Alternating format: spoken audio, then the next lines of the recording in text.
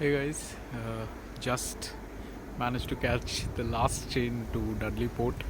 It's been a very long day. One good thing, it's a bit warmer than the other days because you see, I'm not wearing a jacket. It's pleasant out here, and yeah, so every day I start my video with a rant on how I'm missing quite a number of medals, but today I won't be doing anything as such because I literally watched history happen in lawn bowls in Victoria Park as the Indian women's force team won gold in the event.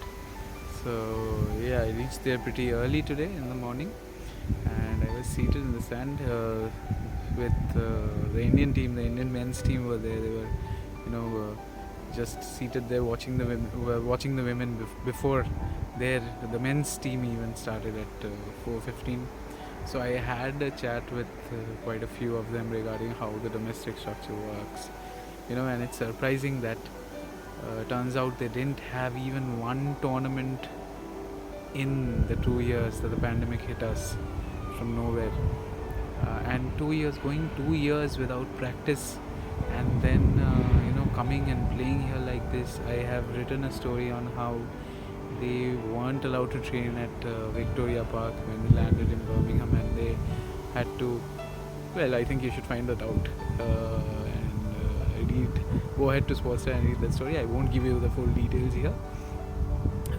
So yeah, that was one gold medal that I won. That we won. Oh my god, that we won. And heading from there, it's quite outside the city, the venue. So from there I had to catch a cross-country train and come back to the NEC where I had missed the table tennis matches, but I was not in time for the badminton matches. Yeah, the mixed team won, gold medal won. But yeah, I missed the first match of Satvik and Chirag, but I could make it halfway through PV Sindhu's match, which she luckily won. Unfortunately, there was no seats left in the press box, and I tried to go and sit in the athlete seating area where the Indian women's cricket team had also turned up to watch Sindhu in action. They had previously gone to the hockey game today, and they turned up here as well. But yeah, I couldn't get any access because the volunteers were like, I couldn't go sit in that area. I tried, I went and sat a few distance, like a few meters away from them, and from there also I was asked to basically go away. And yeah, so that's about it. It's unfortunate that it's not unfortunate, it's a silver medal anyway, but since we know it's Indian badminton, and knowing Indian badminton how it is, you always expect a gold, and a silver is always taken as good as a loss. It shouldn't happen, shouldn't be the case, but yeah. We spoke to Satvik Sairaj after the event, and he told us how he had never seen Kirambi Shrikant so emotional as he was today. Apparently he broke down into tears, and even Satvik couldn't take it. He was like, when Shrikant's match was happening, he just headed out of the venue. So yeah, tough luck, but I'm sure this is not the end of the road.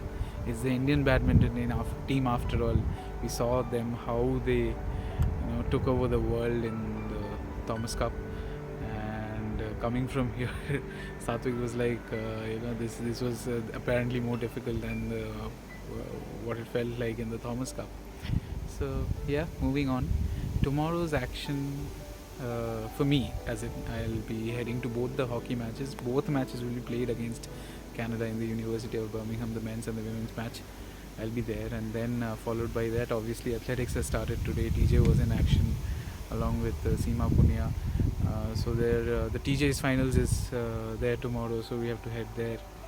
And we also have the shot put final with Manpreet, so I'll be going to the athletics stadium as well. The days get longer because athletics starts late and ends late as well. So yeah, all the best to me, all the best to all of us, all the best to Team India, and may we get more medals starting tomorrow. This is Santadeep Dey signing off for the day. Good night.